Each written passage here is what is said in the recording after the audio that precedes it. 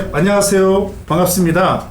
운율 마실 창간 2주년 기념으로 지난 1년을 돌아보고 앞으로 나아갈 길을 전망한다의 좌담회를 진행할 사회자 신세계문학 이민호 대표입니다. 반갑습니다.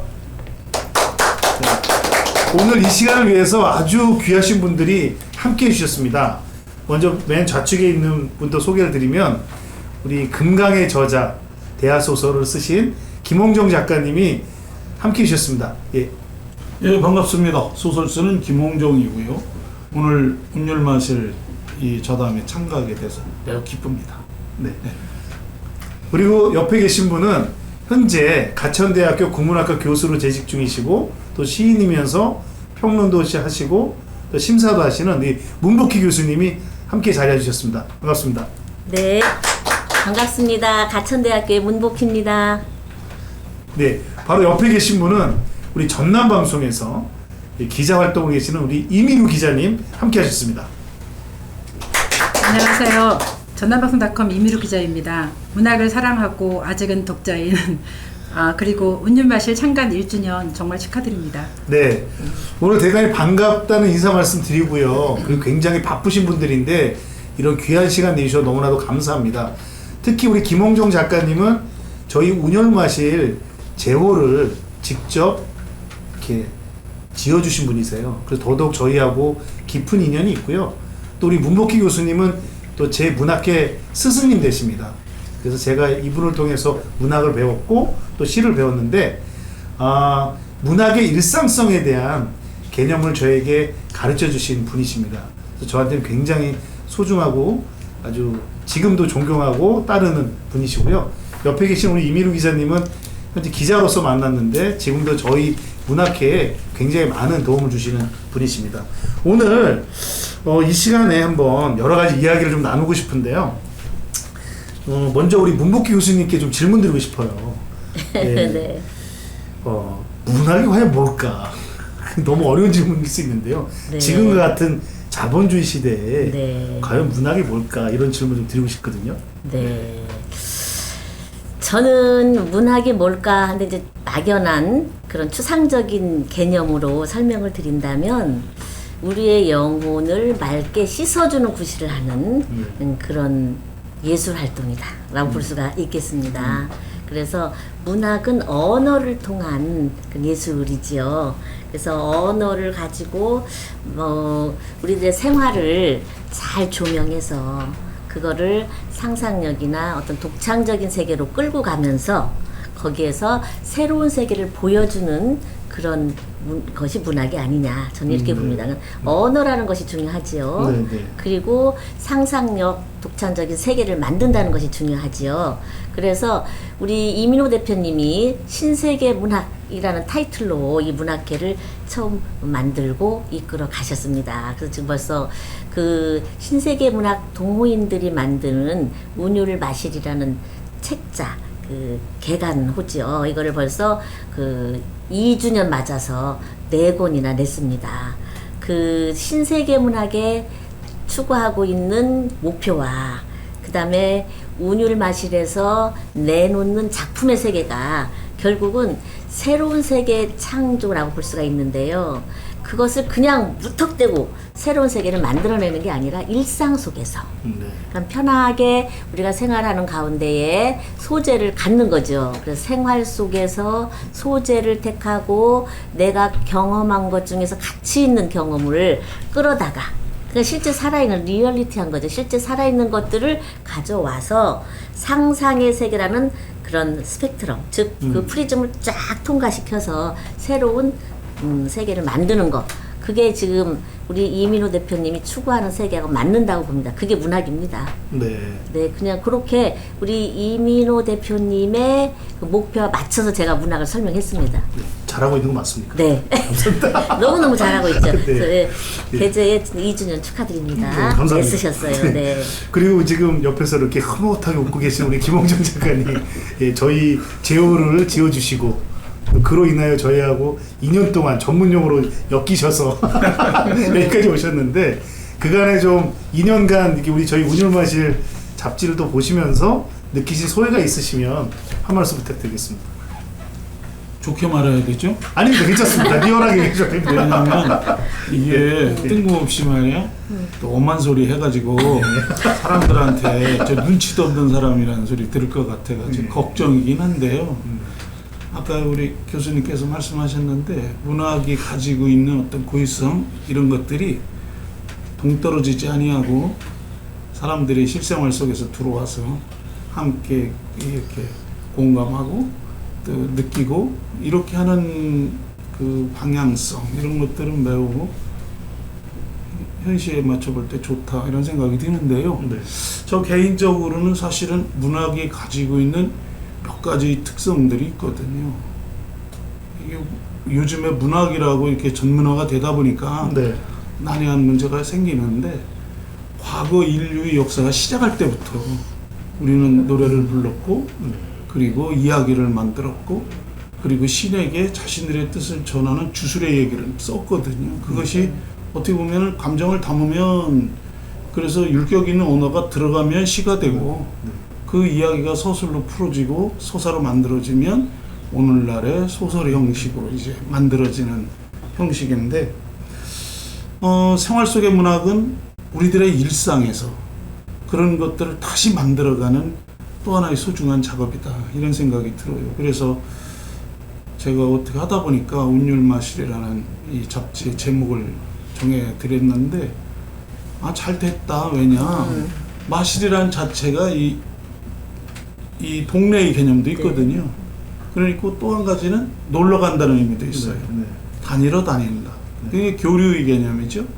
그래서 문학을 좋아하는 사람들이 동네에서 문학하는 사람들이 서로 다니고 오고 이야기를 나누는 그런 구조라고 한다면 괜찮은 거 아닌가 그런 생각을 합니다. 네. 알겠습니다. 예, 진심이시죠? 물론이죠. 예, 우리 또 기자님 우리 네. 또 우리 2년 동안 저희 노는 거를 보셨잖아요. 네. 예, 마실 나온 것도 보셨고. 네, 예. 그랬죠. 예, 객관적인 시점에서 고객으로 독자로서 네. 느끼신 소회를 좀 잠깐 여쭤보겠습니다. 네. 사실 그 요즘 많은 사람들이 시인이라고 얘기를 하고 작가라고 얘기하는 그런 시대예요. 그래서 이런 잡지들이 사실 좀 많이 있거든요. 그래서 처음에 이 신세계 문학에서 잡지를 창간한다 그럴 때는 그냥 뭐 그저 그렇겠지라고 사실 평범하겠지 생각을 했었어요. 근데 주변에 이렇게 쭉 시간을 놓고 보니까 구성원들이 너무 열심히 하고 정말 순수하게 문학을 사랑하는 사람으로서 정말 시간과 자기의 그 열정을 바쳐서 하는 걸 보고 참 감동을 많이 받았어요. 그리고 자칫하면 이런 단체들이 친목계 약간 그런 수준으로 흐를 수가 있잖아요. 그런데 이 신세계 문학 그 분들은 그렇지가 않더라고요. 정말 문학을 사랑하는 열정이 많이 돋보여서 그거에 제가 굉장히 감동을 받고 그래서 이렇게 좀 더 관심을 갖게 된 계기가 되었어요. 그리고 이제 그 우리나라가 2만 불 아무튼 뭐 2, 3으로 이렇게 GNP가 올라가잖아요. 그러면은 일단 먹고 사는 문제가 해결이 돼요. 그러면 사람들이 문화적인 욕구가 생기고 지적인 욕구가 생긴단 말입니다. 그 메슬로우의 어떤 5단계 뭐 이렇게 쭉 보면 뭐 그런 게 있잖아요. 꼭대기에. 그런데 아무튼 그런 걸 볼 때에도 이러한 사람들이 욕구가 분명히 많이 쌓였는데 그런 거를 마음껏 발산할 수 있는 장이 많진 않아요. 그리고 우리나라 문학계가 사실은 굉장히 담이 높아요. 굉장히 최고 아니면은 쳐주지 않는 것이 우리나라 어떤 그 문학계의 현실이라고 생각을 합니다. 그래서 일반 독자들이나 일반 글 쓰는 사람들이 굉장히 진입하기가 어려운데 이런 아름다운 잡지를 창간하셔가지고 이렇게 정말 생활 속에서 글쓰기라든지 또는 자기가 열심히 습작한 거를 이렇게 마음껏 펴낼 수 있는 그런 장이 허락된다는 점에서 상당히 저는 많은 점수를 주고 싶습니다. 네, 감사합니다. 네. 네. 이 대목에서 담이 높다고 했는데요. 김홍효 작가님 들으시기에 현재 우리 문학계의 어떤 현 상황에 대해서 좀 보시는 느낌과 또 이 일상성에 대한 개념에서 어떤 좀 느끼신 점이 있으면 좀 말씀해 주십시오. 그 문학판을 둘러치고 있는 울타리 네. 견고하죠. 진짜 네. 그렇습니다. 네. 그리고 쉽게 접근하기도 어렵고요. 그리고 또 요즘에는 거기다가 한 발짝 더 나가서 못 알아듣게 쓰는 난해한 嗯 음. 작품들 그게 또 유행이에요. 그래가지고 시 문장 같은 거 보면은 문장을 뽀개가지고 막 이렇게 틀어놓고 막 해체시라고 하고 그렇죠. 예, 이해하라고 그러고 예. 소설도 마찬가지인데요. 저도 소설을 쓰지만 사실 쉽게 쓰고 싶지는 않거든요. 그런데 그렇다 하더라도 네. 지금 우리 이미루 기자님께서 얘기해 주신 것처럼 운율마실이 가지고 있는 독특성이라 한다면 그 누구나 이렇게 올 수 있는 그런 자리가 아닌가. 그래서 어떻게 보면 제가 마실이라고 이름을 잘 붙이지 않았는가. 잘 붙이셨어요. 진짜 네. 너무 네. 그런 생각이 들어요. 제가 운율 맛이 듣는 순간, 야, 이게 아주 일상성이면서도 글로벌한 그런 느낌을 받았습니다. 우리 고유의 언어이지만 마실이 네. 이게 어느 세계적인 문학에 다 통할 수 있는 동네에서 시작하는, 마을에서 시작하는 게 그렇죠. 문학 아닙니까? 우리 고대에는 전부 다 문학을 생활 속에서 다 끄집어냈죠. 그래서 아까 맨 처음에 종합예술에서부터 뭐 제의식, 주술성 뭐 이런 걸 가지고 생활 속에 다 투입이 됐다는 거죠. 예를 들면 뭐 구지가 같은 것도 거부가 머리를 내어라, 내놓지 않으면 구워서 먹겠다. 네 줄 짧은 거지만 그건 생활에서 나온 거예요. 물론 삼국사기 삼국유사 기록에서는 그 수로 왕을 환영하고 맞이하기 위한 노래로 되어 있지만, 그게 이제 탄생 신화로 들어가면서 생명 탄생할 때 같이 동네에서 부르면서 머리가 빨리 아기가 나와라 뭐 이런 뜻으로도 쓰였고, 장수 비결 여러 가지 생활 속에서의 문학이었거든요. 근데 그것이 점점 오는데 아까 이제 두 분이 말씀하신 것처럼 너무 담이 높다, 즉 해체시, 뭐 난해시 이런 것들이 쭉 나오다 보니 요즘 현대에서는 이해가 안 돼요. 그래서 나 같은 사람이 문학을 할 수 있을까? 나는 이해도 못하는데, 이렇게 해서 담이 높아졌다는 얘기죠. 네. 문학에 대한 이해력 때문에. 그리고 단체에서 같이 활동을 하려면 내가 수준이 있어야 되는데 시를 어떻게 쓰지? 뭐 이렇게 나름대로 시를 좋아하고 소설을 좋아하는 사람도 선뜻 달려가지 못한다, 다가가지 못한다. 이제 요게 단점이기도 하죠. 그러나 이제 제가 이제 문학회를 초문학회 10년간 이끌어오면서 제일 먼저 주장한 게 생활 속에서 편안하게 작품을 쓰는 연습을 해라. 그리고 이제 수준은 뭐 조금씩 높아갈 수 있는 거다.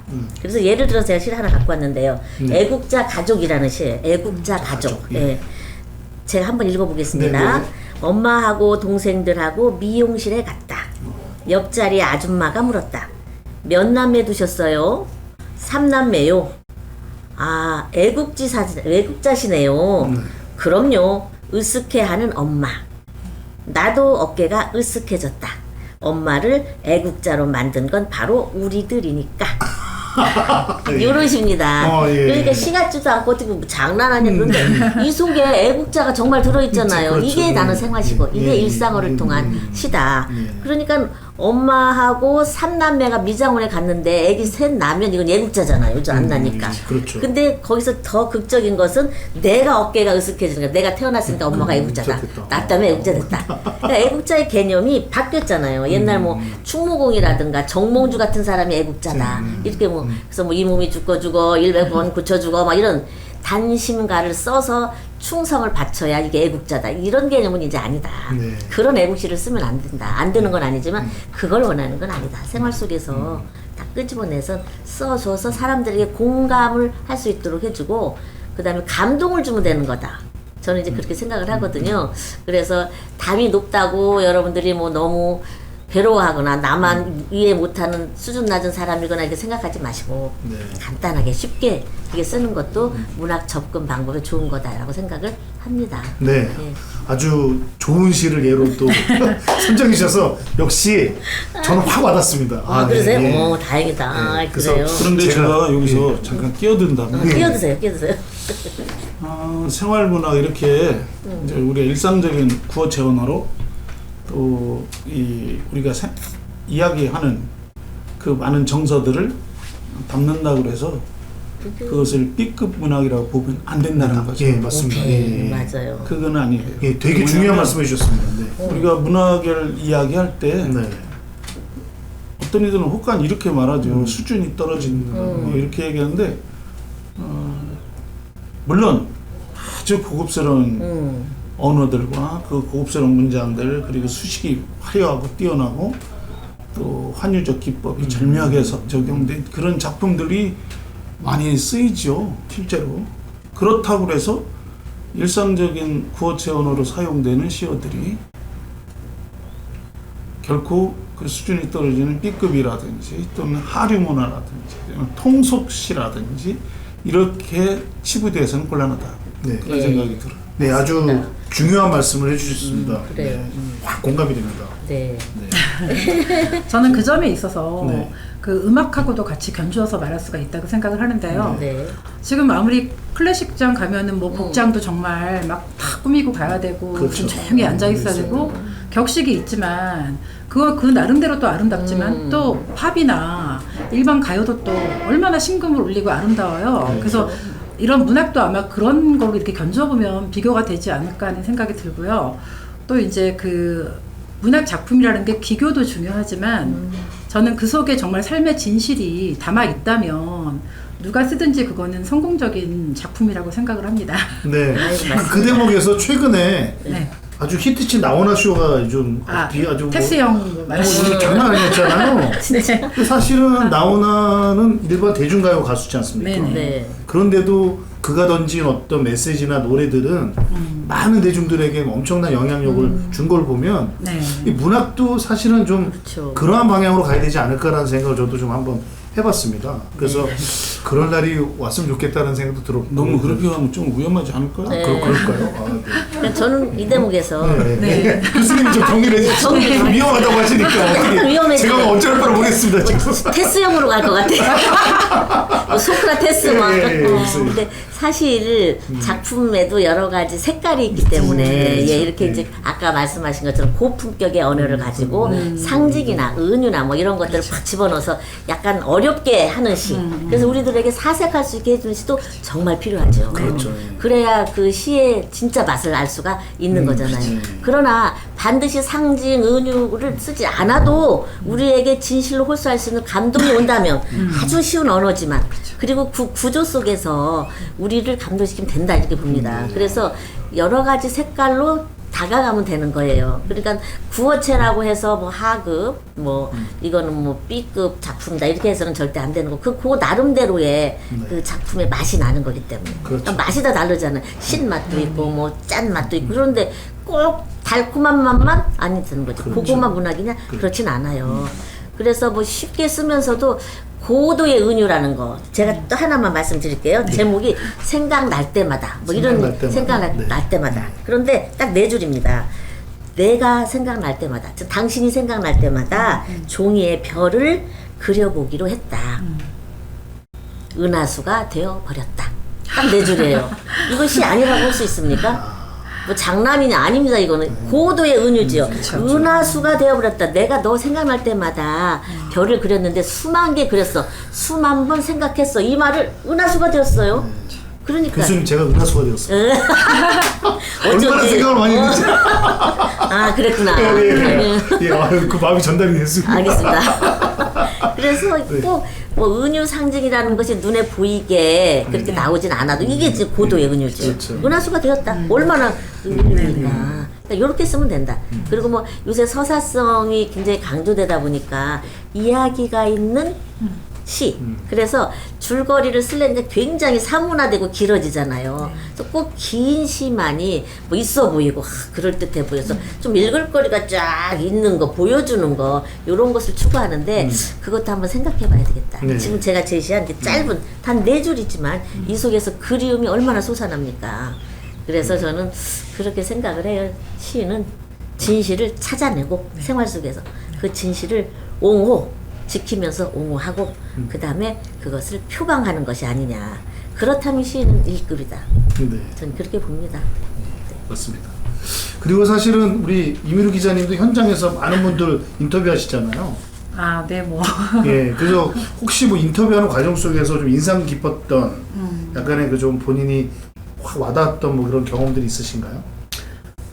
뭐 이제 얼마 전에 한희원 작가님이라고 그분은 이제 미술가신데 네. 그 미술가이며 시인이세요. 그분을 인터뷰를 했는데 그분이 정말 그 얘기하신 것 중에서 그 자기는 그 굉장히 그 힘들어서 삶에서 너무너무 그 스케줄이 바빠서 힘들어서 도망을 갔었대요. 다른 나라로. 사실 쉬기 위해서. 근데 갔더니 아는 사람도 아무도 없고 절대 고독 속에서 갇히니까 그 또한 견디기가 힘들더라는 거예요. 그래서 어느 곳에서든지 이렇게 만족할 만한 삶은 없고 그런 환경은 또 없구나 그런 생각을 좀 많이 했어요. 근데 그렇게 절대 고독 속에서 사실 굉장히 많은 작품이 나왔어요. 시도 그렇고 그 그림도 그렇고. 그래서 예술가들은 좀 고독하고 좀 친해야 되지 않을까 그걸 다시 또 깨달았습니다.